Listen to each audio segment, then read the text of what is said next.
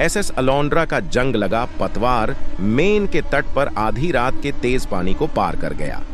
पूर्णिमा का चांद आसमान में नीचे लटक रहा था, जिससे परित्यक्त जहाज के डेक पर एक भयानक चमक फैल रही थी। प्रोफेसर ग्रेगरी और उनके स्नातक छात्रों की टीम ने पुराने जहाज का अध्ययन करने और इसके रहस्यमय अतीत को उजागर करने की उम्मीद में ग्रीष्मकालीन शोध अभियान के लिए एसएस अलोंड्रा को किराए पर लिया था। जैसे ही जहाज खड़ा हुआ और लहरों पर लुढ़का, छात्रों ने अपने उपकरण डेक के नीचे स्थापित कर दिए। हवा नम और भारी थी और अंधेरे कोनों में उनकी फ्लैश लाइटें चमक रही थीं। मार्गों से अजीब आवाजें गूंजती रहीं, लेकिन शोधकर्ताओं ने इसे एक पुराने जहाज की सामान्य चरमराहट और कराह के रूप में नजरअंदाज कर दिया। उस रात जब टीम अपनी बर्थ पर सो रही थी, ग्रेगरी ने एक अनोखी आवाज सुनी। वह जांच करने के लिए अपनी बर्थ से कूद गया। जब वह खामोश गलियारों से गुजर रहा था तो वह डर गया था। आवाज मेस हॉल से आ रही थी। उसने तुरंत आवाज का पीछा किया और मेस हॉल में प्रवेश किया। जहाज किसी तरह अलग, ठंडा और अधिक अशुभ लग रहा था। उसने जो देखा उससे वह एक पल के लिए और अधिक भयभीत और स्तब्ध हो गया। वहां लंबी डाइनिंग टेबल के ऊपर एक आदमी की भूतिया आकृति तैर रही थी। उसके नैन नक्श दुबले पतले थे, उसके नाविक के कपड़े फटे हुए थे और हवा में लटक रहे थे।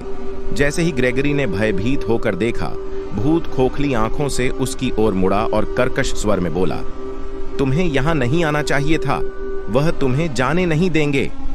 इससे पहले कि ग्रेगरी जवाब दे पाता, प्रेत गायब हो गया। असहज होकर वह अपने छात्रों से इसका उल्लेख न करने का निर्णय लेते हुए अपने केबिन में लौट आया। हालांकि अगले कुछ दिनों में और भी डरावनी घटनाएं घटीं। शोधकर्ता जहां भी गए, फुसफुसाहट और पदचापों ने उन्हें डरा दिया। उपकरण खराब हो गए और माप खराब हो गए। रात में छायादार आकृतियां डेक पर घूम रही थीं और समुद्र की ओर उत्सुकता से देख रही थीं। एक छात्रा, सारा, ने एक भूतिया महिला को एक लॉकेट पकड़े हुए देखा। उसके चेहरे से आंसू बह रहे थे। एक अन्य, जेम्स, ने अपनी उपस्थिति से बेखबर एक पारदर्शी क्रूमैन को बार में लगातार शराब पीते देखा। प्रत्येक अभिव्यक्ति के साथ जहाज पर एक भयावह वातावरण व्याप्त हो गया।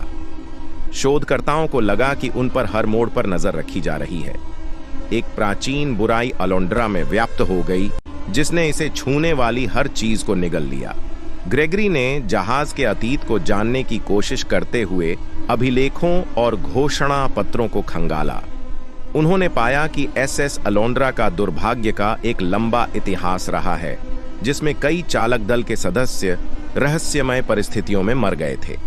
क्रूरता, लालच और पागलपन की अफवाहों ने जहाज को चारों ओर से घेर लिया।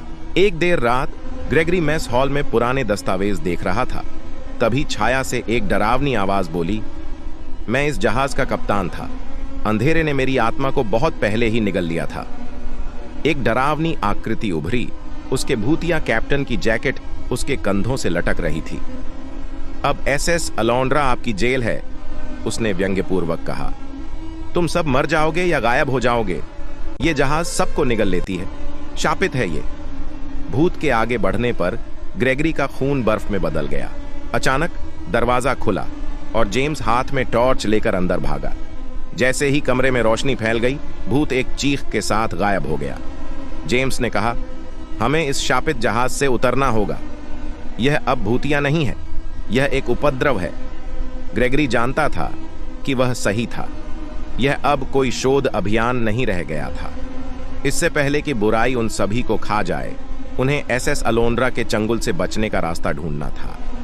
6 महीने बाद एसएस अलोंड्रा की खबर सभी अखबारों में थी। तट के पास लोगों को यह जहाज दोबारा मिला, जिसकी पुलिस और अन्य जांच एजेंसियां कई महीनों से तलाश कर रही थीं। जब वे सभी जहाज में दाखिल हुए तो उन्हें जहाज में कोई नहीं मिला। प्रोफेसर ग्रेगरी और उनकी टीम गायब थी। अब अलोंड्रा आपकी जेल है। आप सभी मर जाएंगे या गायब हो जाएंगे। ये जहाज सबको निगल लेती है। शापित है ये।